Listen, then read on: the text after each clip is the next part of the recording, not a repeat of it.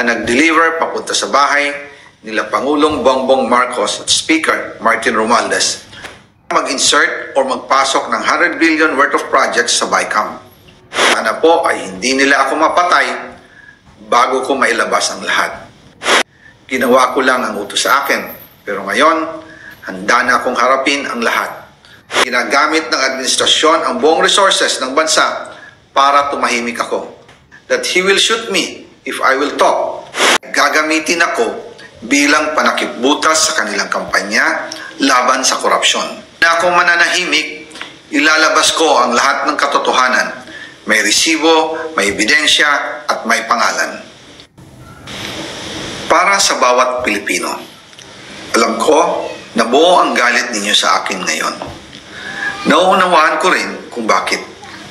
Lalo na at malaki ang halagang nakataya.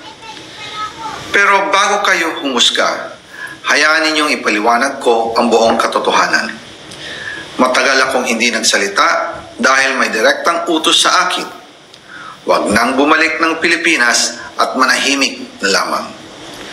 Umalis ako noong July 19, 2025 para sa aking medical check-up. Nakaplanong bumalik pagkatapos ng SONA ni Pangulo.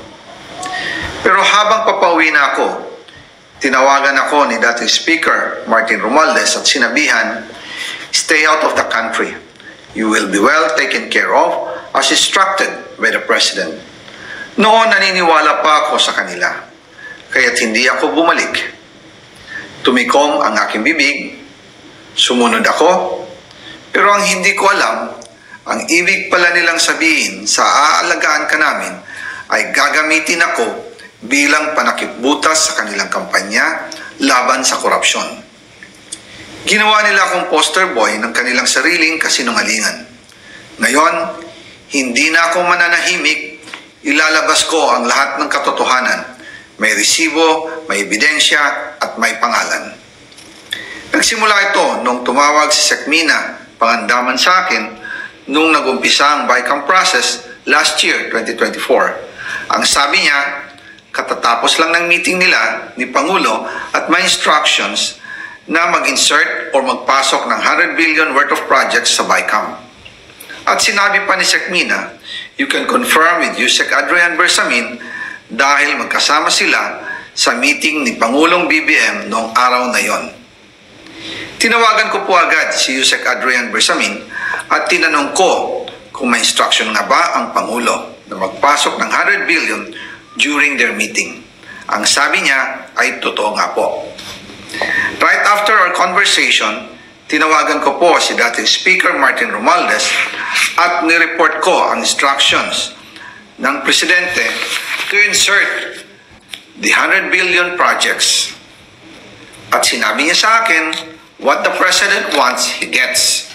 After ng ilang araw, nag-set po ng meeting si Sekmina Pangandaman at Yusek Adrian Bersamin sa amin ni dating Speaker Martin Romualdez sa Aguado Building in front of Gate 4 ng Malacanang at nandun din po si Yusek Jojo Cadiz. During the meeting, binigay po ni Yusek Adrian Bersamin ang listahan na worth 100 billion. Tinanong ko po si Yusek Adrian kung saan galing ang listahan. Ang sagot niya, galing kay PBBM mismo at binigay niya ito mula sa brown leather bag. Nung sinabi po ni Yusek Adrian Bersamin, yung brown leather bag, naalala ko noong nasa Singapore kami right after the elections of May 2022 sa Hilton Hotel, kami ni dating Speaker Martin and PBBM habang pauwi at pabalik ng Pilipinas, hinabol ng PSG ang brown leather bag at ang sabi ni PBBM, maiwan na lahat, wag lang ang brown leather bag. Kaya naniwala ako na utos talaga ito ng Pangulo.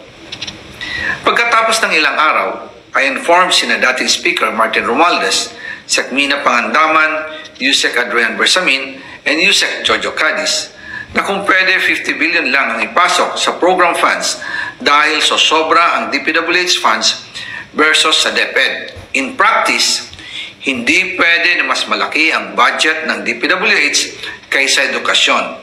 And yung balance na 50 billion, ilagay na lang sa unprogrammed funds for the 2025 budget.